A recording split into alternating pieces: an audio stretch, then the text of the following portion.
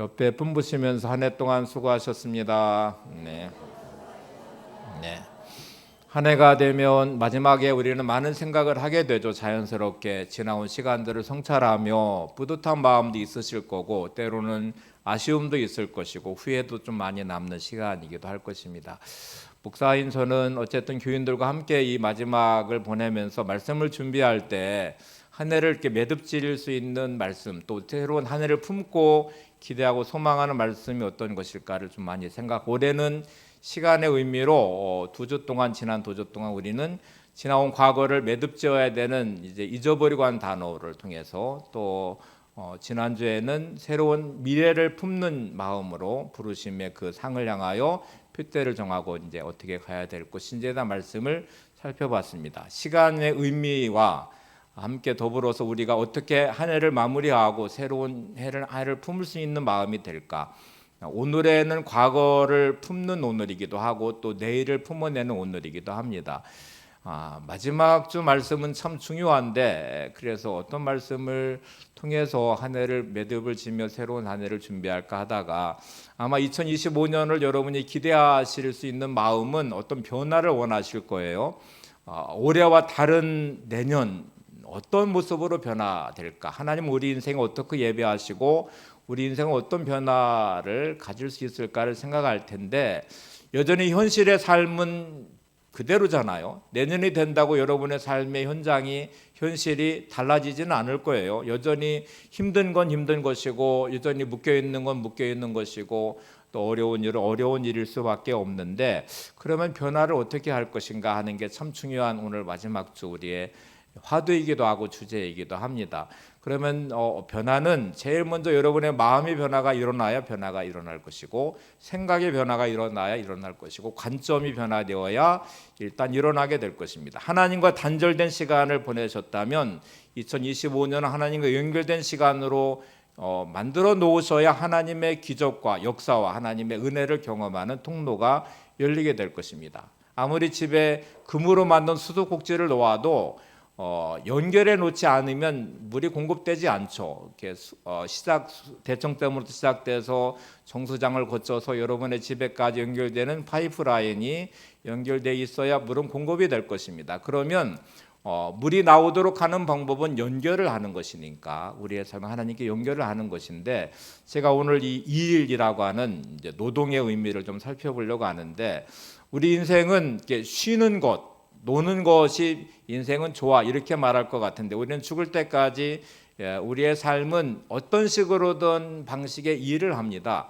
가정에서 주부는 가정 일을 할 것이고 남편은 남편의 일을 할 것이고 일터가 있으신 분들은 일터에서 각자 여러분의 일을 감당하게 될 것인데 이 의미가 회복되지 않으면 여전히 우리는 거기에 묶여서 왜곡된 인생을 살 확률이 많습니다. 그래서 오늘 이 부분을 좀 살펴보려고 하고요. 먼저 한번 한 해를 마무리하면서 서로를 축복하는 시간을 좀 가져보려고 하는데 한 해를 마무리하며 내년을 우리가 소망하는 것 중에 하나가 하나님 좀 좋은 사람을 만나게 도와주세요. 함께 더불어서 살아가는 이 인생 여정에 만남이 얼마나 중요해요. 그래서 좋은 만남을 원하실 텐데 가는 곳곳마다 여러분은 축복의 사람을 꼭 만나시기를 바랍니다. 기도의 사람을 만나시고요. 믿음의 사람을 만나시고 특별히 창조적이고 능동적인 사람을 만나셔야 됩니다. 이 네 가지는 너무너무 중요한데 정말 만남이 복이 될 수 있는 복의 사람 그리고 나를 위해서 함께 기도할 수 있는 기도의 사람 그리고 내가 가는 곳곳마다 믿음과 함께 시너지를 만들어낼 수 있는 믿음의 사람 특별히 부정적인 사람이 아니라 창조적이고 능동적인 사람을 꼭 만나셔야 되는데 너무너무 감사한 것은 옆에 있는 분들이 그런 분임을 믿습니다. 그래서 옆에 분을 한번 보시면서 화면을 한번 보시고 따라서 해보세요. 당신을 만난 것이 제게는 복입니다. 함께 신앙생활하는 것이 제게는 복입니다. 당신은 축복의 사람입니다. 당신은 기도의 사람입니다. 당신은 믿음의 사람입니다. 당신은 창조적이고 능동적인 사람입니다. 따라서 하라니까 따라했지만 마음속으로 강력한 부정이 이제 내 안에 절대로 옆에 있는 사람은 그런 사람이 아니야 라고 생각하실 수 있는데 여러분 말이 너무 중요해요. 말은 그 사람을 만들어내는 창조적 에너지가 들어있어요. 괴테의 말 중에 이런 말이 있습니다. 상대방을 현재의 모습 그대로 대해주면 현재의 모습대로 머물 것이다. 상대방의 잠재 능력을 인정해주면 그는 인정받는 대로 성취해낼 것이다. 오늘 우리는 이 믿음으로 고백을 할 것입니다. 옆에 분은 지금은 그런 사람이 아닐지 모르지만 반드시 2025년은 나에게 그런 사람으로 변화될 것임을 확신하고 다시 한번 이제 여러분의 믿음을 담아서 또 간절한 소망을 담아서 다시 고백을 해볼 것입니다. 다시 앞에 화면을 띄워주세요. 당신을 만난 것이 제게는 복입니다. 처음부터 옆에 분 이제 보시면서 처음부터 끝까지 같이 해주겠습니다. 시작. 당신을 만난 것이 제게는 복입니다. 함께 신앙생활하는 것이 제게는 복입니다. 당신은 축복의 사람입니다. 당신은 기도의 사람입니다. 당신은 믿음의 사람입니다. 당신은 창조적이고 능동적인 사람입니다. 꼭 그런 사람이 되시기를 바랍니다. 제가 이제 설교를 준비할 때는 이제 송구영신 예배 준비하고 내년 첫 번째 설교도 준비해야 되는데 오늘 말씀과 연결을 해서 그러면 어떤 말씀을 준비할까 하다가 내년의 표효가 일어나 빛을 발하라는 말씀이거든요. 그래서 우리가 현실의 삶에서 일어나는 창조적인 변화가 일어나야 되고 또 이 변화가 누군가에게 빛을 발하는 그런 영향력 있는 사람으로 변화가 되셔야 되는데 그래서 창세기 12장 말씀을 제가 다시 묵상을 했어요. 아브라함을 부르시는 장면이 일어나서 기존의 삶의 터전에서 벗어나 하나님의 부르심의 자리에 일어나야 되고 그리고 그 아브라함을 향해 약속하신 것이 너는 복이다, 복이 될지라 이렇게 말씀하시고 예전 성경은 너는 복의 근원이다 이렇게 말씀하시거든요. 그러니까 우리가 복의 중심에 선 사람으로 일단 변화가 일어나야 되고요.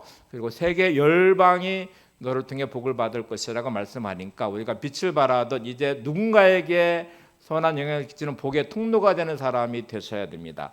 우리가 이제 송구영신 예배와 첫째 주를 계속 말씀을 통해서 비전을 갖게 될 것인데 먼저 한번 우리 자신을 이 말씀으로 한번 세워보겠습니다. 저를 따라서 고백해 보세요. 이제는 나를 향하여 옆에 보시면서 제가 복입니다.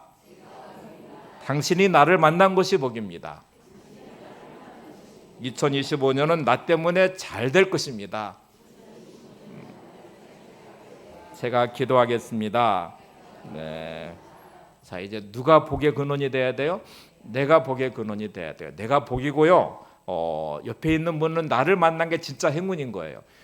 나를 만났기 때문에 잘 될 것이고 2025년은 그래서 형통할 것입니다. 딱 하나 하셔야 됩니다. 여러분은 기도를 해주셔야 돼요. 그래서 내가 기도하겠습니다. 이제 일로 한번 돌아가 볼게요. 자, 여러분은 일하는 것에 대해서 참 많이 힘들어해요. 내가 좀 쉬면 좋겠다. 그래서 우리 예전 말 중에 놀고 먹는 팔자가 상팔자다 하는 말이 있는데 절대로 놀고 먹는 팔자가 상팔자가 아닙니다. 직업을 잃어버린 실업자를 향하여 야, 너 놀고 먹는 게 상팔자야 이렇게 말하면 이제 맞지 않으면 다행이에요. 일할 수 있을 때가 진짜 행복한 것이거든요. 근데 우리의 전통은 이 기존 노동에 대해 특별히 육체적인 노동에 대해서 아주 비하하는 그런 의식이 강했습니다. 양반들은 대개 육체적 노동을 쌍놈이나 하는 거야 이렇게 말해서 아주 비하하기도 했고 예전에 기록에 보면 이제 아펜젤러 선교사가 고종 황제와 함께했던 시간이 있는데 이제 양반들 그 벼슬을 가진 사람들이 같이 했는데 테니스장을 처음 만들어서 테니스를 쳤대요. 그런데 거기 있는 이제 이 벼슬하던 분들과 이 고종 황제가 그거는 쌍꺼풀이나 시키지 왜 이렇게 노동을 하냐 그러더래요. 그러니까 이런 경시하는 풍조가 있기 때문에 우리는 맞아 놀고 먹는 팔자가 상팔자야 이런 생각을 하게 되는데 성경도 그런 오해를 불러일으킬 만한 구절이 있습니다. 창세기 3장 17절 19절에 보면 인간이 죄를 지은 다음에 이 노동은 형벌처럼 다가와서 땅은 가시덤불과 엉겅퀴를 내게 될 것이다. 내가 수고에 땀 흘려야만 먹고 살게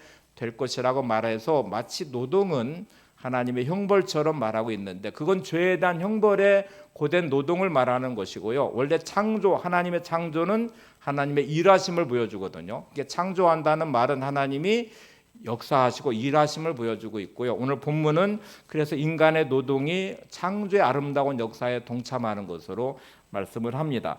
대개 철학자나 인류학자는 인간을 규정하는 수많은 이제 이 정의를 내리게 되는데 그 중에 하나가 호모 파베르라는 단어가 있습니다. 노동하는 인간이라는 말이에요. 인간을 규정하는 말 중에 하나가 호모 파베르. 인간은 노동하는 인간이다. 왜 인간을 노동하는 인간으로 규정할까? 보통 이 일함 노동이 동물들에게도 이제 노동이라는 게 있어요. 먹고 살려면 생존을 위해서 열심히 막 달려서 이제 사자와 호랑이는 노루나 사슴을 잡아야 되고 또 사슴과 노루는 열심히 풀을 뜯어서 먹어야 되는 이 노동이 존재하거든요. 근데 동물들에게 노동은 생존을 위한 수단일 뿐입니다. 근데 인간의 노동은 전혀 달라요. 인간의 노동은 생존을 위한 노동을 넘어서 우리의 존재를 확인시켜 줍니다. 그러니까 내가 누군지를 내가 하고 있는 일을 통해서 계속 존재를 확인하고 삶의 의미도 여러분이 하시는 일들을 통해서 확인합니다. 대개 여러분들을 규정하는 것 중에 하나가 여러분의 일하는 것으로 규정할 거예요. 그래서 일하는 것을 통해서 여러분의 정체성이 확인이 되죠. 사업하시는 분들에게는 사업가라는 이름, 사장이라는 이름을 붙여주고 저에게도 이 영적 노동이 있잖아요. 저는 그래서 목사라고 이름 붙였기 때문에 저는 이렇게 여러분에게 설교를 하고 목회를 하고 있잖아요. 그러니까 하고 있는 일은 그 사람의 존재를 규정하는 존재의 규정이기도 하고 그 사람의 삶의 의미를 부여해 주기도 합니다. 그래서 여러분은 내가 일하고 있는 일을 부정하시면 안 되고 이 과정을 통해서 내가 어떤 사람인지를 계속 그 안에 확인하시고 삶의 의미를 찾아내시는 게 중요한데 우리가 노동만 하고서 평생을 살 수 없잖아요. 그래서 쉼이 같이 붙어 있습니다. 성경적으로는 6일 동안 일하고 7일째 안식하라고 말씀하시죠. 하나님도 6일 동안 창조의 일을 하신 다음에 7일째 안식하셨다고 합니다. 그러니까 우리도 역시 창조의 질서에 따라서 6일 동안 일하고 7일째 안식하는 것, 이 시간 예배하는 건 여러분 안식의 시간이기도 합니다. 자, 이제 역사적으로 보면은 이 규칙을 깨트리려고 했던 여러 번의 시도가 있었어요. 가장 최근에는 소련이 공산화를 시키면서 이 짜르 정권이라고 하는데 제정 러시아의 정권을 무너뜨리고 공산화를 시키면서 이 법칙을 깨트려 보려고 했었습니다. 제정 러시아는 그때는 기독교가 국교였습니다. 정확하게 말하면 동방정교회가 기독교, 로마 카톨릭과 동방정교회가 나눠져 있었는데 러시아는 동방정교회를 국교로 삼아서 기독교가 있었는데 그러니까 주일이 되면 다 쉬고 예배하는 예배자의 모습을 가졌어요. 근데 소련이 공산화를 시키면서 두 가지 목적으로 주일을 파괴시켜 버렸습니다. 그래서 9일을 일한 다음에 10일째 쉬도록 이거를 바꿔버렸어요. 우리 창조의 질서로는 6일 동안 일하고 7일째 쉬는 것이 창세기에 나와 있는 모습이잖아요. 근데 공산 정권은 두 가지 목적으로, 첫 번째는 교회를 말살시키기 위한 방식으로 예배를 못 드리게 하려고 9일 동안 일을 하고 10일째 이제 쉬도록 만들었고요. 두 번째는 일을 더 많이 하면 생산량을 증대해서 더 많이 부유해질 거라고 생각을 했습니다. 두 개 다 무너졌습니다. 2년 반 만에 다시 되돌려서 6일 일하고 7일째 쉬는 것으로 바꿨는데 2년 반 동안 어떤 일이 일어났냐면 생산량은 절대로 증대되지 않았어요. 사람들은 점점 무기력해지기 시작했고요. 점점 생산량은 줄어서 아주 이게 눈에 보일 만큼 확연히 사람들은 의욕을 상실해 버리기 시작했고 생체 리듬이 깨진 상태로 사회 질서는 혼란을 겪게 되면서 2년 반 만에 다시 6일 일하고 7일째 쉬는 것으로 되돌려 놓았고요. 중국도 마찬가지인데 교회를 다 없애고 말살시켜서 예배를 다 못 드리게 하고 교회 문을 다 닫아버리고 없어진 줄 알았는데 중국이 개방한 후에 놀랍게도 선교사가 한 명, 목회자도 한 명도 없이 만들어 놨고 예배를 다 없앴는데 중국이 딱 개방화되는 순간에 1억 명이 넘는 그리스도인들이 그 안에 존재하고 있음을 확인했어요. 러시아는 이 국교인 동방정교회 기독교를 다 무너뜨리고 없앴는데 러시아도 개방하면 소련이 붕괴되면서 보니까 그 러시아의 사람들 속에 다 신앙심이 그대로 남아 있었어요. 그리고 다시 교회는 회복이 됐습니다. 두 가지 다 실패를 했어요. 그래서 여러분 우리가 정말 하나님의 그 창조 질서 안에서 2025년도 열심히 일하시는 시간이 있고 그리고 거룩한 예배자가 꼭 되시기를 바랍니다. 이 일과 쉼이 균형을 이룰 때 우리는 건강하게 살아갈 수 있습니다. 이제 창조 질서 안에 하나님의 일하심과 그 일함에 우리가 이제 형벌이 아닌 일의 기쁨을 회복하시고 일의 의미를 찾는 게 중요한데, 요한복음 15장 17절에 예수님이 이런 말씀을 하시거든요. 내 아버지께서 이제까지 일하시니 나도 일한다. 그러니까 하나님의 일하심, 이 창조의 세상 안에 하나님의 운행하심은 계속 하나님의 역사하심과 일하심이 있고요. 그 안에서 주님도 이렇게 고백합니다. 내 아버지께서 일하시니까 나도 이제까지 일하니까 나도 오늘도 이 사역을 감당한다, 일한다고 말씀을 하시죠. 그래서 오늘 이 말씀을 한번 의미를 찾아보는 시간입니다. 서론이 좀 길죠. 그러면 이제 걷어내는 게 중요해요. 이게 참된 의미를 찾아내시는 게 중요한데, 그럼 어떻게 찾을 것인가? 일단 찾는 방법이 중요하죠. 1815년에 프랑스하고 영국하고 전쟁, 이 워털로 전쟁이라고 하는데요. 전쟁 마지막 정말 아주 다 명운을 건 전쟁을 하게 됩니다. 나폴레옹이 세계를 제패하다가 실패합니다. 영국과의 전쟁에서 실패했고요. 러시아를 넘어가다가 히말라야를 넘으면서 러시아에서 패배하면서 황제인 이 나폴레옹은 황제에서 끌어내려서 유배가 돼요. 근데 아주 그 사람이 나폴레옹이 마지막 자기의 남은 생애의 운명을 건 전쟁을 해보려고 탈출을 하게 되고, 다시 프랑스를 결집시킨 다음에 영국과의 마지막 워털로 전쟁을 하게 되는데, 이때에 이 영국은 웰링턴 장군이 참전을 하게 됩니다. 영국 사람들은 초조하게 이 전쟁의 결과를 기다렸어요. 1815년은 통신 시설 자체가 일단 없으니까 이 깃발 수기로 이제 이렇게 메시지를 전하게 되는데, 그날따라 짙은 안개와 구름이 끼어 있어서 전쟁이 끝나면서 이 영국군의 수기가 이렇게 펄럭이기 시작했는데, 이렇게 메시지가 왔어요. 웰링턴이 패배했다. 영국이 패배했다는 메시지였습니다. 근데 구름이 쫙 거치면서 정확하게 수기를 읽을 수 있었는데, 웰링턴이 프랑스를 패배시켰다라는 메시지였어요. 구름에 가려진 상태의 메시지는 불확실했고, 그거는 영국이 패배했다는 메시지였는데, 다 거치고 나서 보니까 영국은 승리했다는 메시지로 바뀌었거든요. 자, 다시 여러분의 삶의 자리는 절대로 저주가 아니라 하나님의 복입니다. 여러분의 가정이 복이고, 여러분의 일터가 복이고, 여러분의 삶의 자리가 하나님의 복임을 오늘 회복하셔야 돼요. 그러면 일함에 대해서 내가 일할 수 있는 것이 얼마나 큰 기쁨인지, 우리 가정 안에서 주부는 주부의 일을, 아내는 아내, 남편은 남편의 일을 감당하며 가정을 세워가는 것이 하나님의 복이고, 여러분의 일터에서 일하는 여러분의 삶의 자리가 하나님 주신 진정한 복임을 찾아내시는 게 오늘 말씀의 중요한 초점입니다. 다시 본문으로 돌아가 볼게요. 창세기 2장 15절을 보겠습니다. 같이 한번 보시죠. 시작. 여호와 하나님이 그 사람을 이끌어 에덴 동산에 두어 그것을 경작하며 지키게 하시고, 자, 창조한 세상의 에덴 동산을 하나님은 아담과 하와에게 경작하며 지키게 하시고라는 단어, 이게 일하는 노동이거든요. 경작하며 지키게 하다고 말씀하셨는데, 이 경작하다는 단어가 아바드라는 히브리어입니다. 오늘 이 아바드라는 단어가 중요합니다. 따라서 해보시죠. 아바드라는 단어는 경작한다는 단어인데, 창조한 세상을 하나님이 더 풍요롭게 만드는 일을 네가 해라. 그리고 이 땅을 지켜내라. 에덴 동산을 지켜내고 하나님의 창조한 세상을 내가 너한테 위임할 테니까 너는 이것을 잘 관리하고 더 지켜내는데 경작해서 풍요롭게 만들어내라고 맡기신 게 이제 우리가 노동의 중요한 의미예요. 여러분의 가정을 지켜야 될 책임이 여러분에게 있습니다. 주부는 주부로서, 아내는 아내로서, 남편은 남편으로서 여러분의 각자의 역할들이 가정을 건강하게 세울 것이고 행복한 복된 복의 가정으로 세울 것입니다. 여러분이 각자 일하는 일터가 여러분의 인생을 세울 것입니다. 그것이 하나님의 창조인 아바드의 자리가 되어야 경작해서 풍요롭게 만들어낸 창조의 아름다움이 여러분 안에 있게 될 것입니다.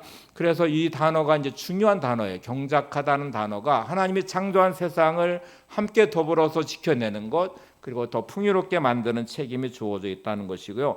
이 아바드는 단어는 여러 군데 쓰여졌습니다. 창세기 2장 5절에도 쓰여져 있는데 이렇게 되어 있습니다. 여호와 하나님이 땅에 비를 내리지 아니하셨고 땅을 갈 사람도 없었으므로. 자, 지금 이 땅을 갈이라는 거는 아바드, 창조되기 전에 이 세상이라고 하는 것은 아바드의 사람이 없다. 그러니까 이 땅을 관리하고 경작하게 풍요롭게 만들 사람이 존재하지 않았다는 말이거든요. 그러니까 우리에게는 아바드가 있어야 하나님의 창조된 세상 속에서 더 풍요롭게 만들어갈 수 있고요. 그런 삶을 사셔야 우리의 가정이 더 아름답게 세워질 수 있습니다. 모세오경이라고 우리가 창세기부터 신명기까지를 말하잖아요. 똑같이 쓴 모세는 창세기를 기록한 다음에 출애굽기에 이 아바드란 단어를 쓰기 시작했는데 어디다 쓰기 시작했냐면 하나님을 예배하고 섬긴다는 단어에다가 아바드란 용어를 쓰기 시작합니다. 출애굽기 3장 12절을 보세요. 시작. 하나님이 이르시되 반드시 너와 함께 있으리라. 내가 그 백성을 애굽에서 인도하여 낸 후에 너희가 이 산에 하나님을 섬기리니 이것이 내가 너를 보낸 증거니라. 여기 섬긴다는 단어가 아바드라는 단어예요. 그러니까 모세에게 있어서 창조된 세상을 경작하고 관리하고 풍요롭게 하는 것도 아바드, 창조에 동역하는 것이 뿐만 아니라 하나님을 섬긴다는 단어는 예배한다는 말이거든요. 근데 예배하는 것도 아바드, 하나님을 예배하는 오늘 이 시간 여러분도 영적인 일을 하시는 건데 하나님을 섬기는 아바드의 오늘 시간을 갖는 것입니다. 하나님을 예배하는 것이에요. 예배한다는 단어, 예배란 워십이란 영어를 쓰지만 서비스라는 이 섬기고 봉사한다는 단어도 예배예요. 그러니까 우리가 하나님을 서비스하는 것, 섬기는 것도 아바드의 삶을 사는 것입니다. 그러니까 여러분, 우리의 가정이 아바드의 가정이 되기를 원합니다. 하나님을 섬기는 가정, 하나님을 예배하는 가정이 되기를 원합니다. 내가 일하는 일터도 하나님 아바드가 되기를 원합니다. 이거를 더 풍요롭게 만드는 하나님의 창조의 역사가 이 안에 일어나기를 원하며 또 하나님을 예배하는 예배의 자리가 되기를 원합니다. 여러분의 일도 하나님을 예배하는 예배자의 모습으로 소명을 감당하는 자리가 되시기를 바랍니다.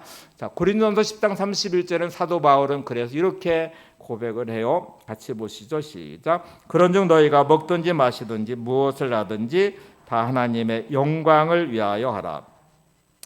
뭐를 하든지 하나님 영광을 내라. 그 무엇을 하든지라는 단어가 똑같은 아바드의 의미입니다. 그러니까 먹는 것과 마시는 것을 포함한 다음에 네가 무슨 일을 하든지 무엇을 하든지 아바드, 내가 하고 있는 모든 일이 다 하나님의 영광과 연결되기를 원한다 하는 말씀이에요. 그러니까 여러분은 살아가는 내 삶의 자체가 숨쉬고 호흡하며 하는 모든 일들이 다 아바드의 삶이 되셔야 돼요. 하나님 영광과 연결되셔야 됩니다. 가정생활은 여러분의 가정이라고 생각하시면 안 되고요. 하나님이 내게 주신 가정, 우리 가정이 말씀의 터에 견고하게 세워진 아바드의 가정이 되기를 원합니다. 여러분의 일터를 먹고 살기 위한 수단으로 보지 마시고 소명의 자를 받으셔서 하나님 이 거룩한 일터와 하나님의 동역하는 자리가 되고 아바드가 되기를 원합니다. 이렇게 고백을 하셔야 됩니다. 자, 이제 그러면 어떻게 해야 하나님께 영광을 돌리는 아바드의 가정과 삶의 터전이 될 수 있을까요? 라고 물으시면 몇 가지 제안을 드릴 수 있어요. 첫 번째는 잘하셔야 돼요. 너무 당연한 것 같지만 따라서 해봐야 되죠. 잘해야 됩니다. 네. 남편은 남편으로서 잘하셔야 되고 아내는 아내로서 잘하셔야 되고 부모는 부모로서 잘하셔야 되고 여러분의 일터에도 유능한 사람들이 되셔야 돼요. 탁월하셔야 돼요. 그리고 잘하셔야 되는데 이 잘함이 달란트와 연결되어 있습니다. 하나님이 주신 달란트는 재능이죠. 그리고 주신 달란트에 따라 우리는 그거를 잘할 수 있는 사람이기도 해요. 그러니까 내게 주신 모든 삶의 자리는 하나님이 주신 달란트가 내 안에 주어져 있고 나는 잘할 수 있는 능력이 내 안에 있음을 믿으셔야 돼요. 잘한다는 예를 한번 제가 들어볼게요. 의사가 있어요. 이 사람은 성실해요. 아는 것도 참 많아요. 그런데 수술하면 사람을 꼭 죽여요. 문제가 있어요, 없어요? 이 사람이 의사를 하면 돼요, 안 돼요? 그 사람 참 사람이 좋은데요. 만나면 진짜 사람이 좋아요. 성실해요. 아는 것도 진짜 많아요. 근데 문제는 의사로서의 달란트가 일단 없는 거예요. 수술하면 사람을 죽이니 이 사람은 의사를 하면 안 되죠. 여러분은 여러분의 삶에 잘하셔야 됩니다. 하나님이 주신 여러분의 가정을 잘 지켜내셔야 되고요. 여러분의 일터에 유능하고 잘하는 사람에 대해서 경작하면 풍요롭게 만드셔야 돼요. 농부가 매년마다 성실하게 씨를 뿌리는데 매년마다 소출이 없어요. 이 사람은 농부를 하면 돼요, 안 돼요? 안 되거든요.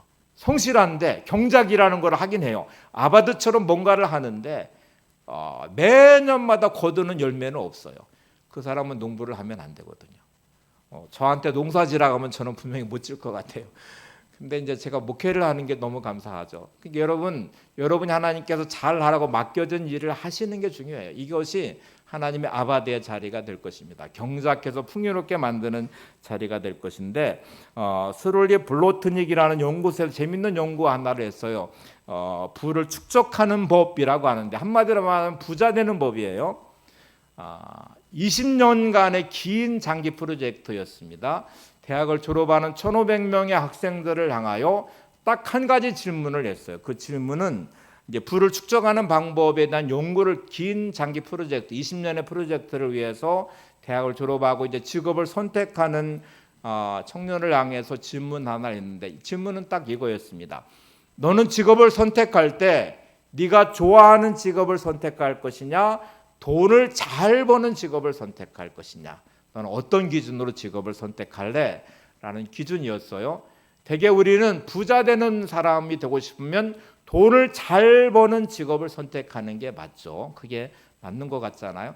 근데 돈은 안 되지만 내가 진짜 좋아하는 일, 내가 하고 싶은 일을 선택하는 이제 사람들과 또 돈을 선택한 사람들을 나누어서 이 사람들 20년을 추적해서 계속 따라가면서 결과를 봤습니다. 20년의 억만장자, 소위 말하는 부자가 된 101명의 사람들이 나왔는데 1,500명 중에 101명이 부자가 나왔어요. 그중에 100명의 사람은 내가 좋아하는 일을 선택한 사람이었어요. 딱 한 명만 돈을 많이 주는, 월급을 많이 주는, 돈을 많이 버는 거를 선택한 사람들이었습니다. 여러분 놀랍게도 내가 좋아하는 일, 하나님이 내게 주신 일을 사랑하며 그 일을 하는 사람들에게 성공이라는 열매가 거둬졌고요. 더불어서 부도 그렇게 따라왔다는 거예요. 그러니까 여러분 세상을 쫓아가고 흉내내지 마시고 하나님이 나에게 주신 내가 잘할 수 있는 것을 찾으셔야 되고요. 그 일을 사랑하셔야 돼요. 다시 말하면 여러분이 주신 모든 삶의 자리, 하나님이 주신 자리임을 믿음으로 받으셔야 됩니다. 여러분의 가정에서 여러분은 최고의 남편과 최고의 아내가 되셔야 되고 최고의 부모가 되셔야 되고 나눔의 교회 안에서 여러분은 최고의 성도가 되셔서 사명과 사역을 감당하셔야 됩니다. 부르심의 자리를 찾으셔야 되고요. 주님이 주신 일을 내가 정말 잘할 수 있는 사람이 되도록 또 내가 주신 사명을 잘 감당하는 사람이 되도록 하는 게 대단히 중요해요. 첫 번째는 잘 하도록 하는 것이라고 말씀을 드렸어요. 이제 그러면 여기에 주어진 일에 대한 의미를 찾는 게 중요합니다. 다시 창세기 2장 15절을 다시 보겠습니다. 시작. 여호와 하나님이 그 사람을 이끌어 에덴 동산에 두어 그것을 경작시키며 지키게 하시고, 이 아바드에 경작하도록 지키게 하시는 분이 누구예요? 내가 선택한 것인가요? 주어가 여호와 하나님이 주어예요. 하나님이 주신 삶의 자리라는 것입니다. 에덴 동산을 경작하며 지키게 하는 것은 아담과 하와가 내가 하고 싶어요, 내가 할 수 있어요, 그런 게 아니고 하나님이 주신 자리예요. 이 소명의 회복이 대단히 중요합니다. 지금부터 여러분의 인생은 하나님이 주신 인생이라는 믿음의 고백을 반드시 하셔야 됩니다. 한번 저를 따라서 고백해 보세요. 하나님이 주신 인생입니다. 하나님이 주신 가정입니다. 하나님이 주신 일터입니다. 네. 자, 여러분 이게 주어가 하나님이 되셔야 돼요. 그래야 여러분의 가정도 여러분의 일터도 여러분의 모든 삶의 자리도 하나님이 역사하시는 축복의 통로를 열 것입니다. 주어가 하나님에 대해 하나님이 역사하시고 책임지시잖아요. 그러니까 하나님이 주신 가정입니다라고 고백하는 순간에 내 감정과 내 생각과 기준으로 가정을 망가뜨리지 않아요. 화가 난다고 함부로 대하는 남편이 되지 않고요, 함부로 대하는 아내가 되지 않고 함부로 대하는 부모가 되지 않아요. 하나님이 내게 주신 아내, 하나님이 내게 주신 남편, 하나님이 내게 기업으로 주신 자녀라고 생각할 때 기도로 눈물로 말씀으로 가정을 지켜내고 세울 것입니다. 여러분의 일터가 먹고 살기에는 포도청, 목구멍이 포도청이라고 마지못해 일하는 게 아니라 하나님이 내게 주신 거룩한 소명의 자리이므로 받아들일 때 내 방법대로 세상의 방식을 따라서 일하지 않아요. 거기는 거룩한 하나님의 말씀으로 세워가는 거룩한 일터가 될 것이고 소명의 자리가 될 것입니다. 그래야 여러분 2025년을 기대할 수 있습니다. 하나님 역사하시는 통로를 열어갈 수 있을 것이고 하나님 영광 받으시는 삶의 자리가 될 것입니다. 제가 오래전에 이 편지 하나 탄광의 광부가 자식에게 보낸 편지를 읽은 적이 있고 제가 그 편지 전문을 한번 소개해드린 적도 있는데요. 그때 마음이 너무 안 좋았어요. 그리고 아팠어요. 제가 말씀을 준비하면서 다시 그 장면을 떠올려 봤어요. 우리가 막장 인생이라고 하는 이 탄광에 있는 광부를 말하거든요. 막장, 내몰릴 때까지 내몰려서 마지막 있는 그 마지막 인생의 끝자락에 어쩔 수 없이 내몰려서 하고 있는 일. 실제로 그 편지는 자녀를 향하여 자기 인생이 저주받았고 막장 인생의 이 광부의 삶을 살고 있음을 말하면서 자녀를 향해 너는 이런 인생을 제발 살지 말아라. 너는 나와 같은 인생을 살지 말아라 하고 절규하는 그 아버지의 편지였습니다. 한편으로는 너무 공감이 되죠. 자식을 사랑하는 마음에 나 같은 인생을 살지 말아라. 나처럼 막장 인생에 이런 광부는 되지 말아라 하고 쓴 편지였는데 한쪽으로는 그 일을 감당하면서 행복한 일터여야 되는데 정말 저주받은 일터처럼 마지못해서 진짜 목구멍이 포도청인 것처럼 일하고 있는 이분의 삶이 너무 비참해요. 여러분 지금 우리가 이제 되게 석탄을 되게 많이 쓰지 않지만 예전에 광부의 탄광에서 캐는 석탄은 기차를 움직이는 증기기관차, 모든 제품을 생산하는 공장의 기계를 돌리는 것, 여러분의 집안을 따뜻하게 하는 연탄, 얼마나 중요한 자리예요. 거기가 소명으로 세워져서 이 보람과 의미를 가지고 그 일을 감당했으면 얼마나 행복한 인생이었을까. 근데 그 삶의 자리를 막장 인생으로 비참하게 저주받은 인생으로 규정해 놓고 자식을 당해서만은 이렇게 살지 말아라 하고 말하는 절규하는 아버지의 편지가 정말 비참하죠. 여러분, 여러분의 인생을 사랑하시나요? 여러분의 가정을 사랑하십니까? 여러분의 일터를 하나님 주신 소명으로 여기시면서 그 일을 감당하십니까? 어쩔 수 없이 일한다고 생각하는 그 일터는 비참해요. 마지못해 일한다고 진짜 내가 살기 위해서 또는 부자가 되기 위한 목적만으로만 일하면 거기에 온갖 인간적인 방법이, 세상의 방법이, 하나님과 단절된 여러분의 삶이 진짜 죄악으로 가득 찬 일터가 될 수밖에 없어요. 여러분의 감정만 난무한다면 여러분의 가정은 지옥 같은 가정만 경험할 거예요. 그러니 다시 회복하셔야 됩니다. 여러분의 인생을 하나님이 주신 생명으로 여기시고 감사하셔야 되고요. 여러분의 가정을 하나님의 복으로 여기시면서 세우셔야 되고요. 여러분의 일터를 아름답게 믿음으로 세우셔야 됩니다. 창세기 1장 28절로 가보실래요?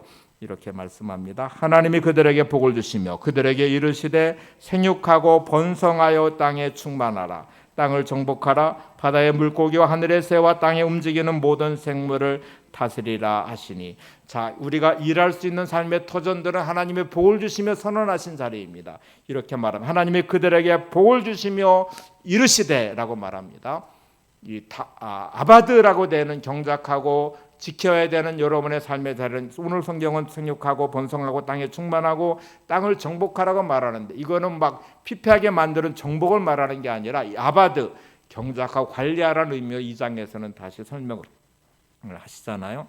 자, 이렇게 잘 아바드의 삶으로 세워진 인생과 가정과 일터가 되면 하나님이 반드시 여러분의 삶의 복의 통로를 열어 생육하고 번성하는 복을 주시는 그 복을 누리게 될 것입니다. 이 복은 나만 누리는 게 아니라 우리가 이제 새벽에 지금 레위기, 민수기, 신명기를 거쳐가고 있는데 하나님은 반드시 소출을 거둠을 통해서 하나님을 향하여 11조를 드리고 그것이 레위인들과 더불어 함께 살아가는 자리가 되고 3년마다 드리는 또 다른 11조를 드려서 고아와 과부와 객과 나그네들과 함께 더불어 누리라는 말씀을 하세요. 그래서 거둔 소출의 풍요로움은 하나님을 향하여 또 레위인들을 향하여 또 가난한 이웃들을 향하여 반드시 흘러가도록 하고 있습니다. 아브라함을 부르실 때도 너는 복이 되어라 라고 말하면서 세계 열방의 너를 통하여 복을 받기를 원한다. 복의 통로를 열어 흘러가게 하라는 말씀이잖아요. 에베소 4장 28절을 보세요. 가난한 자에게 구제할 수 있도록 자기 손으로 수고하여 선한 일을 하라. 오늘 이 말씀을 마음에 품으시고 하나님, 내게 주어진 삶의 터전을 통해 하나님이 주시는 복의 풍요로움이 있을 때 반드시 흘러가는 통로를 열어놓겠습니다. 하나님을 향하여 흘러가며 이웃을 향하여 흘러가도록 하는 복의 통로를 열겠습니다. 오늘도 이 마음이 여러분에게 강력하게 작동하는 동기가 되셔야 돼요. 이 일함의 목적은 하나님의 영광을 위하여 연결할 것이고 또 더불어 살아가는 가난한 이웃들을 향하여 흘러가도록 하겠습니다 하고 기도하셔야 됩니다. 우리가 되게 예전에 어른들은 공부해서 남주냐, 돈 벌어서 남주냐 이런 말을 참 많이 했어요. 이게 얼마나 잘못된 가르침인지 몰라요. 우리 기독교의 가르침은 따라서 해보시죠. 공부해서 남줘라, 돈 벌어서 남줘라. 네, 그러셔야 돼요. 우리의 삶의 채워짐의 풍요로움은 흘러가도록 하는 것이 대단히 중요한 목적입니다. 혹시 여러분 그냥 내가 소유해서 잘 먹고 잘 살아야지 이 생각만 가득하다면 하나님의 창조의 세상의 질서와는 정반대로 가시는 것이니 육신과 탐욕을 내려놓으시고 기도하셔야 돼요. 물질의 어려움을 당하시는 분들은 특별히 하나님 제게 물질의 은사를 주셔서 흘러갈 수 있는 통로를 열게 해주세요. 이렇게 기도하셔야 돼요. 그래야 하나님의 채워짐의 은혜가 있을 것입니다. 또 다른 방법은 이제 아까 잘해야 된다는 말씀을 드렸고요. 잘하는 데에는 아주 중요한 또 다른 하나가 성실함과 부지런함이에요. 그냥 대충대충 하면서 절대로 잘할 수 없습니다. 선수가 되려면 일반인보다 훨씬 더 수많은 훈련과 노력을 통해서 탁월해져야 되잖아요. 잘하는 것인데 그 전제된 것은 열심히 훈련을 해야 되거든요. 우리도 성실하고 부지런하셔야 돼요. 인생을 나태하고 게으름으로 하시면 잠언에 저는 역시 개미에게 가서 배워라. 그래서 배움의 성실함에 대한 가르침을 하십니다. 그래서 여러분 2025년은 성실한 한 해가 되시기를 바랍니다.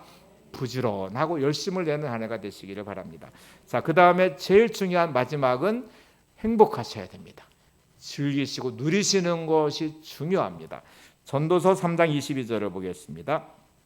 시작. 자기 일에 즐거워하는 것보다 더 나은 것이 없음을 보았나니 이는 그것이 그의 몫이기 때문이다. 무엇이 제일 중요하냐면 여러분 하시는 일이 즐거워하시고 행복하셔야 돼요. 반드시 행복하셔야 됩니다. 2025년은 여러분의 가정이 행복하시기를 바랍니다. 즐거움이 가득한 가정이 되시기를 바랍니다. 말씀으로 세워가는 가정, 예배하는 가정, 더불어 사랑과 용서하는 은혜가 흘러가는 가정에 기쁨과 즐거움이 가득한 가정. 하나님, 내가 일하는 일터도 즐거움과 기쁨이 가득한 일터가 되기를 원합니다. 하나님의 은혜가 흘러서 일할 수 있음에 감사하고 또 더불어 일하면서 얻어진 소득이 우리 가정을 살게 하고 자녀들을 양육하고 또 누군가를 베풀고 선한 이웃을 향해서 쓸 수 있는 또 주님을 위해서 헌금할 수 있는 물질을 갖게 하심을 감사합니다. 이렇게 좀 풍요로움의 은혜가 즐거움으로 가득한 여러분의 삶의 자리가 죄를 지은 인간이 형벌처럼 다가온 노동이 아니라 가시덤불과 엉겅퀴가 내는 땀 흘려 수고하여 먹고 산다고 하는 이 고단한 인생의 길이 아니라 하나님의 창조된 아바드의 인생이 되어서 그 풍요로움을 함께 누리는 복된 삶이 여러분 안에 있기를 바랍니다. 2024년을 잘 마무리하시고 25년 여러분이 일하는 모든 삶의 자리가 여러분의 가정이 행복하시고 즐겁고 복되시기를 바랍니다. 일상 찬양 부를 텐데 가사를 한번 볼게요. 오늘 말씀을 잘 담아내고 있어요. 나를 보내사 서게 하신 곳 가장 귀한 곳이 바로 이곳이라. 내게 주신 곳 광야와 같아도 믿음과 소망을 가지고 최선을 다하리. 나의 작은 삶 주께 드릴 때 나의 삶을 통해 주 영광 받으리. 내게 맡기신 가장 귀한 이곳 감사와 순종으로 오늘을 살리라. 나의 일상을 통해 하나님께 영광을, 나의 일상을 통해 생명의 복음을, 내게 맡기신 이곳 나를 부르신 곳에 하나님의 나라가 이루어지길 원합니다. 꼭 하나님 나라가 이루어지시기를 바랍니다.